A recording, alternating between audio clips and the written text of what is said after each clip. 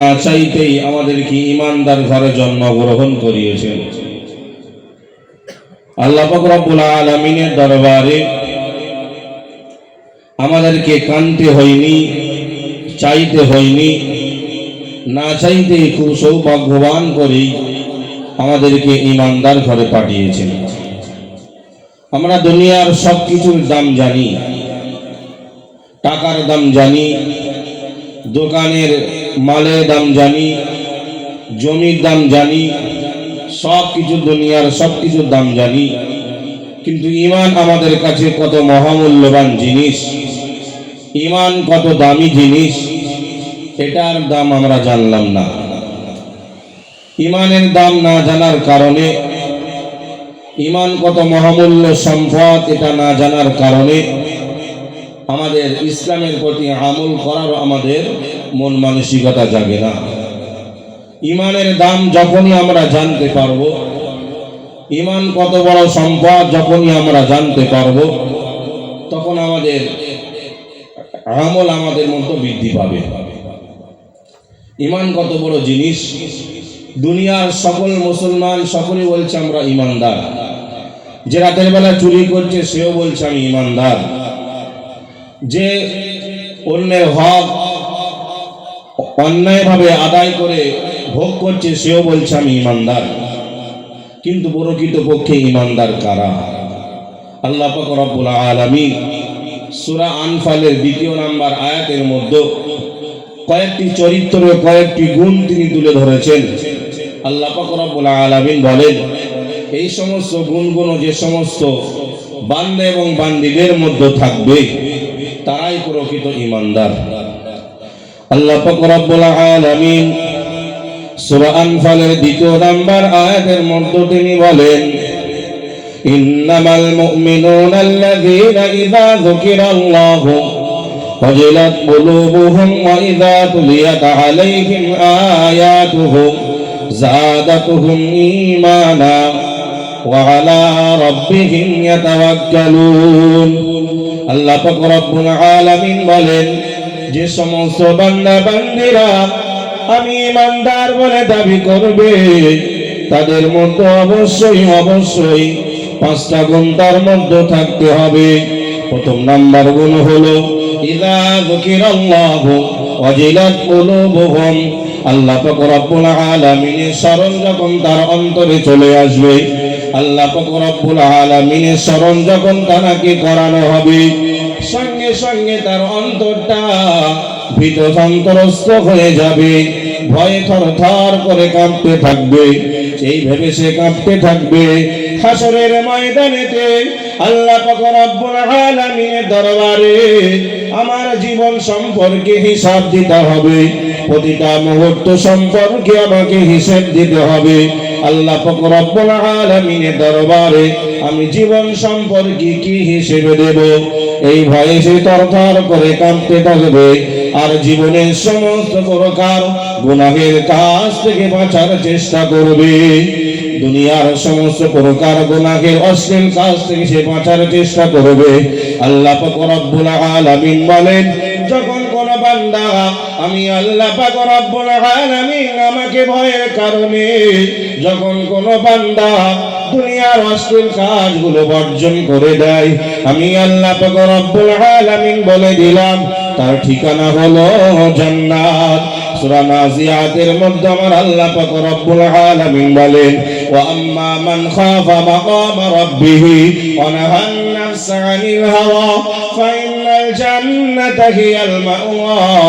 আল্লাহ পাক রব্বুল আলামিন বলেন, যখন কোন বান্দা বান্দি আমি আল্লাহ পাক রব্বুল আলামিন আমার ভয়ের কারণে দুনিয়ার সমস্ত প্রকার নাফরমানি কাজগুলো সে বর্জন করে দিল, দুনিয়ার সমস্ত প্রকার অশ্লীল কাজগুলো সে বর্জন করে দিল, আমি আল্লাহ পাক রব্বুল আলামিন বলে দিলাম ফাইনাল জান্নাতা হিয়াল মাওয়া, আমি আল্লাহ তার ঠিকানা জান্নাতের মধ্যে ব্যবস্থাপনা করে দেব। আল্লাহ পাক রব্বুল আলামিন এটা আখিরাতের জন্য ব্যবস্থা করলেন, আল্লাহ দুনিয়াবি ব্যবস্থা করলেন। কোন বান্দা যদি যদি আমাকে ভয় করে, দুনিয়ার সমস্ত প্রকার অশ্লীল কাজগুলো ছেড়ে দেয়, আমি আল্লাহ পাক রব্বুল আলামিন সূরা কাফের মধ্যে জানিয়ে দিলাম, ওমান ইয়াত্তাকিল্লাহা ইয়াজআল লাহু মাখরাজা। কোন বান্দা বান্দি যদি আমাকে ভয় করে, দুনিয়ার মধ্যে যদি কোন রকম কোন বিপদের মধ্যে পড়ে যায়, আমি আল্লাহ পাক রব্বুল আলামিন সেই বিপদ থেকে বার হওয়ার জন্য তার একটা রাস্তা আমি খুলে দেব। সেই বিপদ থেকে উদ্ধার হওয়ার জন্য তার একটা রাস্তা আমি আল্লাহ পাক রব্বুল আলামিন বার করে দেব। দরকার শুধুমাত্র আমার আল্লাহ পাক রব্বুল আলামিনকে ভয় করে দুনিয়ার সমস্ত প্রকার নাফরমানি কাজগুলোকে ছেড়ে দেওয়া, দুনিয়ার সমস্ত প্রকার শয়তানি থেকে ছেড়ে দেওয়া। যে সমস্ত কর্মগুলো করলে আমার আল্লাহ পাক অসন্তুষ্ট হয়ে যাবেন, যে সমস্ত কর্মগুলো করলে আমার আল্লাহ পাক রব্বুল আলামিন রাগান্বিত হয়ে যাবেন, শুধুমাত্র ওই সমস্ত কর্মগুলো থেকে নিজেকে বিরত রাখা, তাহলে আমাদের ঠিকানা জান্নাতের মধ্যে আল্লাহ পাক রব্বুল আলামিন করে দেবেন। ইমানদারের প্রথম নাম্বার গুণ হলো আল্লাহ পাকের শরণ আসা মাত্রই, আল্লাহ পাক রব্বুল আলামিনের শরণ আসা মাত্রই আল্লাহ পাকের জন্য দুনিয়ার সমস্ত প্রকার অশ্লীল কাজগুলোকে ছেড়ে দেওয়া। দ্বিতীয় নাম্বার হলো ওয়াইদা তুলিয়াত আলাইহিম আয়াতুহু যাদাতুহুম ঈমানা। ইমানদার বান্দা বান্দি যে হবে, যখন সে আল্লাহ পাক রব্বুল আলামিনের কোরআনুল মাজিদ তেলাওয়াত করবে, যখন তার সম্মুখে আল্লাহ পাক রব্বুল আলামিনের কোরআন তেলাওয়াত করা হবে, সঙ্গে সঙ্গে কোরআনের বাণী শোনার কারণে তার মধ্যে ঈমান শক্তিশালী হয়ে যাবে, ঈমানের জজবা তার মধ্যে বেড়ে যাবে, ঈমানের দৃঢ়তা তার মধ্যে বেড়ে যাবে। রাসূলুল্লাহ সাল্লাল্লাহু আলাইহি সাল্লাম হাদিস শরীফের মধ্যে বললেন, যখন কোন বান্দা বান্দিরা আমি আল্লাহ পাক রব্বুল আলামিন আমার কোরআনের ব্যাখ্যা বাণী বিশ্লেষণ করে, আমি আল্লাহ পাক রব্বুল আলামিন ইল্লা নাযালাত আলাইহিমুস সাকিনা, আমি আল্লাহ পাক রব্বুল আলামিন তাদের উপরে আমার রহমত আমি বর্ষণ করতে থাকি। ওয়া হাফাতাহুমুল আলাইহিমুল মালায়েকা, আমি আল্লাহ পাক রব্বুল আলামিন তাদেরকে রহমতের ফারিস্তা দ্বারা ঘিরে দেই। শুধুমাত্র দরকার আমাদেরকে কোরআন তেলাওয়াত করা, কোরআনের বাণী ব্যাখ্যা বিশ্লেষণ করা। ব্যাখ্যা বিশ্লেষণ যেগুলো করা হবে সেগুলো ধীরে স্থির ভাবে শ্রবণ করে আমল করা, তাহলে আমাদের মধ্যে ঈমান বৃদ্ধি পেয়ে যাবে। তৃতীয় নাম্বার গুণ হলো ওয়ালা রাব্বিহিম ইয়াতাওয়াক্কালুন, আমি আল্লাহ পাক রব্বুল আলামিন আমার উপরে ভরসা করা। দুনিয়ার কোন নেতা মন্ত্রীর উপরে ভরসা করা যাবে না, কোন মানুষের উপরে ভরসা করা যাবে না। আল্লাহ পাক রব্বুল আলামিনের উপরে যদি আমরা ভরসা করি, তাহলে আমাদের ঈমানটা আরো শক্তিশালী হয়ে উঠবে। ঈমানদারের মধ্যে পাঁচটা গুণ, তিনটে গুণ বললাম। প্রথম নাম্বার গুণ হলো আল্লাহ পাক রব্বুল আলামিনের স্মরণ যখন আমাদের করানো হবে, আল্লাহ পাক রব্বুল আলামিনের স্মরণ যখন হবে, অন্তরটা থরথর করে কেঁপে উঠবে, যদি সে ঈমানদার ব্যক্তি হয়। দ্বিতীয় নাম্বার হলো কোরআনের আয়াত যখন তাকে শোনানো হবে, কোরআন যখন সে তেলাওয়াত করবে, তার ঈমান তত বৃদ্ধি পেতে থাকবে। আল্লাহ পাক রব্বুল আলামিনের রহমত যখন বর্ষণ হবে, ঈমান তত বৃদ্ধি হতে থাকবে। তৃতীয় নাম্বার হলো ঈমানদার ব্যক্তি কখনো কোনো মানুষের উপরে ভরসা করে না, দুনিয়ার কোনো জিনিসের উপরে ভরসা করতে পারে না। যার প্রভু আল্লাহ, সে সদা সর্বদাই আল্লাহ পাক রব্বুল আলামিনের উপরেই ভরসা করে। চতুর্থ নম্বর গুণ হলো আল্লাযীনা ইয়াকিমুনাস সালাতা মিম্মা রাযাকনাহুম ইনফিকুন। চতুর্থ নম্বর গুণ হলো ঈমানদার ব্যক্তি যারা তার নামাজ আদায় করবে, নামাজের সময় হলে চায়ের দোকানে বসে থাকবে না, নামাজের সময় হলে ক্লাবে ক্যারাম বোর্ড পিটবে না, নামাজের সময় হলে দোকানে লুডো খেলবে না, নামাজের সময় হলে রাস্তাঘাটে এখানে সেখানে হেলাই ফেলাই কাটবে না। প্রকৃতপক্ষে ঈমানদার ব্যক্তি হয় আযান দেওয়ার সঙ্গে সঙ্গে নামাজটা সে আদায় করে নেওয়ার চেষ্টা রাখবে। পঞ্চম নাম্বার হলো ওমিম্মা রাযাকনাহুম ইনফিকুন। ঈমানদার ব্যক্তি যে ব্যক্তি হবে, অবশ্যই সে যাকাত তার উপরে যদি ওয়াজিব হয়ে ফরজ হয়ে যায়, সঙ্গে সঙ্গে সে যাকাত আদায় করে দেবে। এই 5টা গুণ ইমানদার ব্যক্তি যদি আপনি হয়ে থাকে, তাহলে 5টা গুণ অবশ্যই আপনার মধ্যে অর্জন করতে হবে। এবং আপনি যদি প্রকৃত ইমানদার হয়ে থাকেন, এই 5টা গুণ আপনার মধ্যে পাওয়া যাবে। এই জন্য আল্লাহ পাক রব্বুল আলামিন বলেন, ওয়াইযা কিলা লাহুম আমিনু কামা আমানান নাস, ও আমার বান্দা বান্দিরা, তোমরা ঈমান আনো সাহাবীদের মতো। কারণ সাহাবীদের মধ্যে এই সমস্ত গুণ মানে বিদ্যমান ছিল। সাহাবীরা যেমন ঈমান এনেছে, ঠিক তেমন ঈমান যদি আমরা আনতে পারি, তাহলে আল্লাহ পাক রব্বুল আলামিনের দরবার থেকে আমরা নাজাত পাবো। আল্লাহ পাক রব্বুল আলামিনের দরবার থেকে আমরা ছাড় পেয়ে যাব। সাহাবীদের মতন ঈমান যদি আমরা না আনতে পারি, তাহলে ঈমান নিয়ে দুনিয়া থেকে যাওয়াই মুশকিল হয়ে যাবে।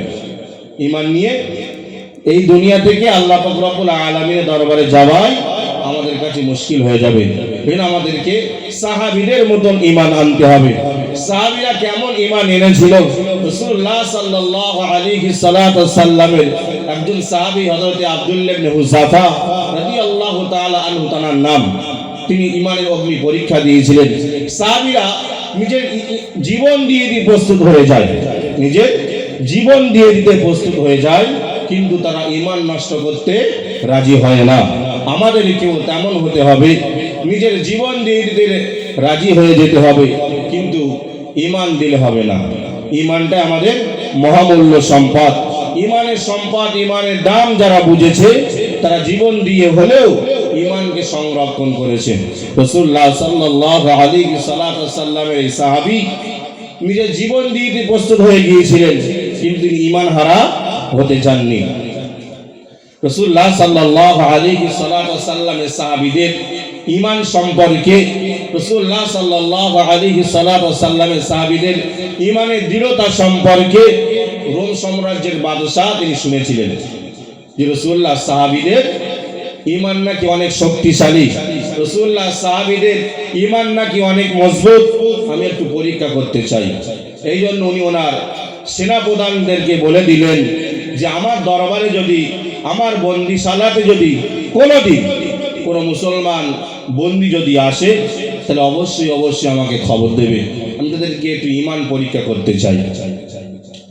15 হিজরিতে আমিরুল মুমিনিন খলিফাতুল মুসলিমিন হযরত ওমর ফারুক রাদিয়াল্লাহু তাআলা আনহুর জামানাতে, ওমর ফারুক রাদিয়াল্লাহু তাআলা আনহু রোম সাম্রাজ্যের বিরুদ্ধে রাসূলের সাহাবীদেরকে যুদ্ধ করতে পাঠিয়েছিলেন। ঘটনাক্রমে রোম সাম্রাজ্যের সেনাপ্রধানরা রাসূলুল্লাহ সাল্লাল্লাহু আলাইহি সাল্লামের সাহাবীদেরকে বন্দী করে নিয়ে চলে গেলেন। বন্দী করার পরে রোম সাম্রাজ্যের বাদশাকে খবর দেওয়া হলো, জাহাপানা, আমাদের বন্দিশালাতে মুহাম্মাদের সাথী সঙ্গীরা এসেছে, মুসলমানেরা আমাদের বন্দিশালাতে বন্দী হয়েছে। রোম সাম্রাজ্যের বাদশা বললেন, চলো চলো। রোম সাম্রাজ্যের বাদশা বন্দিখানাতে গিয়ে বললেন, তোমাদের মধ্যে লিডার কে? মুসলমানদের মধ্য হতে রাসূলুল্লাহ সাল্লাল্লাহু আলাইহি সাল্লামের সাহাবী হযরত আব্দুল্লাহ ইবনে হুযাফা রাদিয়াল্লাহু তাআলা আনহু দাঁড়িয়ে গেলেন। উনি বললেন, আমি হলাম মুসলমানদের লিডার, আমি হলাম মুসলমানদের সেনাপ্রধান। রোম সাম্রাজ্যের বাদশা বললেন, এই আব্দুল্লাহকে আমার রাজদরবারের মধ্যে নিয়ে আসো। আব্দুল্লাহ রাদিয়াল্লাহু তাআলা আনহুকে রাজদরবারের মধ্যে নিয়ে আসার পরে রোম সাম্রাজ্যের বাদশা বললেন, আব্দুল্লাহ, তোমাকে একটা বিষয় আমি প্রস্তাব করব, যে তুমি বিষয়টা মেনে নিতে পারো, যদি তুমি বিষয়টা গ্রহণ করতে পারো, তাহলে তোমাকে ছেড়ে দেওয়া হবে, সঙ্গে তোমার সাথী সঙ্গীদেরকেও ছেড়ে দেওয়া হবে, সঙ্গে তোমাকে রাষ্ট্রীয়ভাবে সম্মানিত করা হবে। রাসূলুল্লাহ সাল্লাল্লাহু আলাইহি সাল্লাম সাহাবী বললেন, কি প্রস্তাব? রোম সাম্রাজ্যের বাদশা বললেন, আব্দুল্লাহ, যে তুমি খ্রিস্টান ধর্ম গ্রহণ করতে পারো, ইসলাম ধর্ম ত্যাগ করে দিয়ে যদি খ্রিস্টান ধর্ম গ্রহণ করতে পারো, তাহলে তোমাকে ছাড় দেওয়া হবে, সঙ্গে তোমাদের সাথী সঙ্গীদেরকেও ছাড় দেওয়া হবে, সঙ্গে তোমাকে রাষ্ট্রীয়ভাবে সম্মানিত করা হবে। রাসূলুল্লাহ সাল্লাল্লাহু আলাইহি সাল্লাতু ওয়াসাল্লামের সাহাবী বললেন, ও রোম সাম্রাজ্যের বাদশাহ, শুনে রেখে দাও, জেনে রেখে দাও, আমরা হলাম মুহাম্মাদের গোলাম, আমরা হলাম মুহাম্মাদুর রাসূলুল্লাহ সাল্লাল্লাহু আলাইহি সাল্লাতু ওয়াসাল্লামের সাহাবী। আপনি যে বিষয়টা আমাকে গ্রহণ করতে বলছেন, ওই বিষয়টা গ্রহণ করার থেকে আমার কাছে মৃত্যু অধিক প্রিয়। আমি মরে যেতে রাজি হয়ে যাব, এরপরেও আমি ওই খ্রিস্টান ধর্ম আমি কখনো গ্রহণ করতে পারবো না। রাসূলুল্লাহ সাল্লাল্লাহু আলাইহি সাল্লাতু ওয়াসাল্লামের সাহাবী রোম সাম্রাজ্যের প্রস্তাবকে যখন প্রত্যাখ্যান করে দিলেন, রোম সাম্রাজ্যের বাদশাহ সেনাপ্রধানদেরকে আদেশ করলেন, চলে যাও, চলে যাও, আব্দুল্লাহকে জেলের মধ্যে আবার আটক করে দাও, আব্দুল্লাহকে জেলের মধ্যে আবার বন্দী করে দাও। সাম্রাজ্যের বাদশাহ বললেন, যতক্ষণ পর্যন্ত না আমি খাবারের অর্ডার দেব, পানির অর্ডার দেব, ততক্ষণ পর্যন্ত এই আব্দুল্লাহকে খাবারও দেবে না, এই আব্দুল্লাহকে পানিও পান করতে দেবে না। রাসূলুল্লাহ সাল্লাল্লাহু আলাইহি সাল্লাতু ওয়াসাল্লামের সাহাবীকে রোম সাম্রাজ্যের বাদশাহ জেলের মধ্যে আটক করে দিলেন। একদিন যায়, দুদিন যায়, সপ্তাহ যায়, রাসূলুল্লাহ সাহাবীর খাওয়া দাওয়া না করার কারণে শরীরটা জীর্ণ শীর্ণ হয়ে যায়। রাসূলুল্লাহ সাহাবী সম্পর্কে খবর দেওয়া হয়, রোম সাম্রাজ্যের বাদশাহ রাসূলুল্লাহ সাহাবী আব্দুল্লাহ তো মৃত্যুর দ্বার প্রান্তে চলে এসে গিয়েছে। রাসূলুল্লাহ সাহাবী আব্দুল্লাহ তো মৃত্যুর শরণাপন্ন হয়ে গিয়েছে। রোম সাম্রাজ্যের বাদশাহ বললেন, যাও যাও, চলে যাও, সঙ্গে শুকরের গোশত নিয়ে যাও, আর মদ মেশানো পানি আব্দুল্লাহকে খেতে দাও। আব্দুল্লাহ সম্মুখে যখন শুকরের গোশত রাখা হলো, মদ মেশানো পানি যখন রাখা হলো, আব্দুল্লাহকে বলা হলো, আব্দুল্লাহ, তোমাকে মদ মেশানো পানি খাওয়ানো হচ্ছে, সঙ্গে তোমাকে শুকরের গোশত খেতে দেওয়া হচ্ছে। আব্দুল্লাহ রাদিয়াল্লাহু তাআলা আনহু বললেন, ওগো আল্লাহ পাক রব্বুল আলামিন, আপনাকে মহব্বত করার কারণে, আপনার রাসূলকে মহব্বত করার কারণে আমি এই জেলের মধ্যে আটক হয়েছি। আপনার দ্বীনকে মহব্বত করার কারণে এই জেলের মধ্যে আমি আটক হয়েছি। আপনি তো এই মদকে খেতে নিষেধ করেছেন, আপনি তো শুকরের গোশত খেতে নিষেধ করেছেন। ওগো আল্লাহ, আপনার দ্বীনকে মহব্বত করার কারণে আমি এই শুকরের গোশতের প্লেটে আমি লাথি মারলাম, মদ মেশানো পানিকে আমি লাথি মারলাম, আমি এদের সকল প্রকার প্রলোভনকে আমি লাথি মেরে দিলাম। আমি মৃত্যু হয়ে যেতে রাজি আছি, আমি ঈমান নষ্ট হতে আমি রাজি দেব না, ঈমানকে আমি নষ্ট হতে দেব না। শুকরের গোশত খেতে দেওয়া হলো, মদ মেশানো পানি খেতে দেওয়া হলো। আব্দুল্লাহ মৃত্যুর দ্বারগোড়ায় দাঁড়িয়ে আছে, মৃত্যুর শরণাপন্ন হয়ে আছে। এরপরেও আব্দুল্লাহ রাদিয়াল্লাহু তাআলা আনহু তিনি ঈমানকে বেছে নিলেন, তিনি খাবারকে বেছে নিলেন না। তিনি খাবার খেতে কোনো অসুবিধা ছিল না, তারপরেও তিনি শুকরের গোশত খাননি, মদ মেশানো পানিও খাননি। আব্দুল্লাহ রাদিয়াল্লাহু তাআলা আনহুর ঈমানি জজবা দেখে রোম সাম্রাজ্যের বাদশাহ হতভম্ব হয়ে গেলেন, এ কি এদের ঈমানি পাওয়ার। তিনি তার সেনাপ্রধানদেরকে বললেন, কাঠ জোগাড় করো, কাঠ জোগাড় করো। আর আমরা যারা আজমির শরীফে গিয়েছি, আমরা দেখেছি আজমির শরীফে বড় বড় হাঁড়ি আছে, তাই না? হাঁড়িতে কি হয়? খিচুড়ি রান্না হয়, ওতে আবার বালতি মই দিয়ে লাভতে হয়। এরকম বড় হাঁড়ি একটা জোগাড় করো, আর ওই হাঁড়িতে তেল ভর্তি করে দাও। যখন টকবক টকবক করে যখন ফুটবে, তখন আমাকে খবর দেবে। রোম সাম্রাজ্যের অর্ডার পাওয়া মাত্রই রোম সাম্রাজ্যের সেনাপ্রধানরা বড় একটা হাঁড়ি জোগাড় করে কাঠ জ্বালিয়ে দিয়েছে, হাঁড়ির মধ্যে তেল বোঝাই করে দিয়েছে। তেল যখন টকবক টকবক করে ফুটতে শুরু করেছে, রোমের সেনাপ্রধানরা রোম সাম্রাজ্যের বাদশাকে খবর দিলেন, জাপানা, চলে আসুন, চলে আসুন। তেল টকবক টকবক করে ফুটতে শুরু করে দিয়েছে। রাসূলুল্লাহ সাল্লাল্লাহু আলাইহি সাল্লামের সাহাবীকেও উপস্থিত করা হলো। আব্দুল্লাহ রাদিয়াল্লাহু তাআলা উপস্থিত হলেন। রোম সাম্রাজ্যের বাদশা বললেন, আব্দুল্লাহ, এরপরে কিন্তু তোমাকে হত্যা করা হবে। এখনো সময় আছে, তুমি ইসলাম ধর্ম ত্যাগ করে দিয়ে, তুমি ইসলাম ধর্ম ছেড়ে দিয়ে আমাদের ইহুদি ধর্ম, আমাদের খ্রিস্টান ধর্ম তুমি গ্রহণ করে নাও, তাহলে তোমাকে এই মৃত্যুর হাত থেকে ছাড় দেওয়া হবে। আব্দুল্লাহ রাদিয়াল্লাহু তাআলা আনহু তখন চুপ করে আছেন। রোম সাম্রাজ্যের বাদশাহ কারাবন্দী থেকে দুইজন সাধারণ মুসলমানকে ডাক করালেন। ওর মধ্য হতে একজন মুসলমানকে ওই ফুটন্ত তেলের মধ্যে ছেড়ে দিলেন। সঙ্গে সঙ্গে হাড় থেকে মাংস আলাদা হয়ে গিয়েছে, হাড় থেকে গোশত ছিন্ন ভিন্ন হয়ে গিয়েছে। রাসূলুল্লাহ সাল্লাল্লাহু আলাইহি সাল্লামের সাহাবীকে আবারও বলা হচ্ছে, আব্দুল্লাহ এখনই তোমাকে তেলের মধ্যে ছেড়ে দেওয়া হবে। তুমি এক সময় আছে, এখনো পর্যন্ত তুমি যদি খ্রিস্টান ধর্ম গ্রহণ করে নাও, তোমাকে এখনো পর্যন্ত ছাড় দেওয়া হবে। রাসূলুল্লাহ সাল্লাল্লাহু আলাইহি সাল্লামের সাহাবীকে আদেশ দেওয়া হলো, যাও যাও এই মুহাম্মাদের সাহাবীকে ওই তেলের মধ্যে ছেড়ে দাও। আব্দুল্লাহ রাদিয়াল্লাহু তাআলা আনহুকে গুটি গুটি পায়ে যখন নিয়ে যাওয়া হচ্ছে, আব্দুল্লাহ রাদিয়াল্লাহু তাআলা আনহুর চোখ দিয়ে টপ টপ টপ টপ করে পানি পড়ছে। রোম সাম্রাজ্যের সেনাপ্রধানরা বলল, জাহাপানা আব্দুল্লাহ মনে হয় মৃত্যুর ভয় পেয়ে গিয়েছে। আব্দুল্লাহর চোখ দিয়ে টপ টপ টপ টপ করে পানি পড়ছে। রোম সাম্রাজ্যের বাদশা বললেন, আব্দুল্লাহ কেঁদে কোনো লাভ হবে না, চোখ দিয়ে পানি পড়লে কোনো লাভ হবে না। এখনো সময় আছে, যে তুমি খ্রিস্টান ধর্ম গ্রহণ করো, তোমাকে ছেড়ে দেওয়া হবে, তোমার সাথী সঙ্গীদেরকেও ছেড়ে দেওয়া হবে।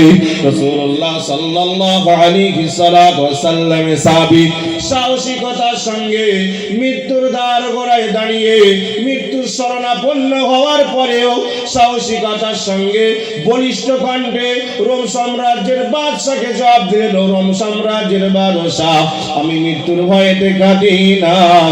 যাদের মধ্যে ঈমান আছে, যারা আল্লাহকে প্রভু হিসাবে মেনে নিয়েছে, যারা রাসূলুল্লাহকে রাসূল বলে মেনে নিয়েছে, তারা কখনো মৃত্যুকে ভয় পায় না। আমি আল্লাহ পাক রব্বুল আলামিন দরবারে কাঁটা করছিলাম, ওগো আল্লাহ পাক রব্বুল আলামিন আপনি আমাকে পরীক্ষা নিচ্ছেন, আব্দুল্লাহ আপনাকে কতটা মহব্বত করে। ওগো আল্লাহ পাক রব্বুল আলামিন আপনি পরীক্ষা নিচ্ছেন, রাসূলুল্লাহকে কতটা মহব্বত করেন, আব্দুল্লাহ দ্বীনকে কতটা মহব্বত করেন। ওগো আল্লাহ পাক রব্বুল আলামিন আপনি পরীক্ষা করার জন্য শুধুমাত্র আমাকে তো একটা জীবন দিয়েছেন। ওগো